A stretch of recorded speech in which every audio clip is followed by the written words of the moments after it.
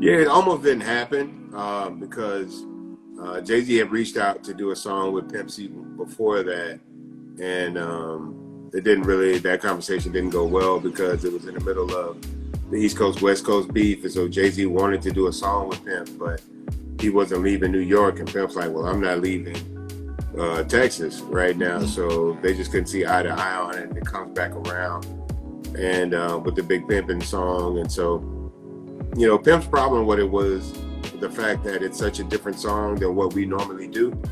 And a lot of Jay-Z's audience would be hearing UGK for the first time, and he didn't want people to think that that was what the kind of music that we did, and then hear the kind of music that we actually really do and not be able to connect with it, right? He didn't want people to have the wrong first impression of UGK who didn't know who UGK was. But eventually, we all saw eye to eye, we put the song out, and it was literally the biggest song in the world that year.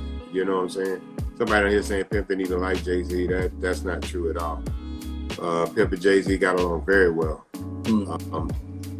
But he didn't want people to get UGK twisted, and he didn't want people to misunderstand who we were and what we represented, Right. And, it ended up being like the biggest song in the world that year, not just in America. Like, it was the #1 record all over the world. No song had ever, I don't think any song had been played on the radio as much as that song got played that year. Like, it was really kind of crazy.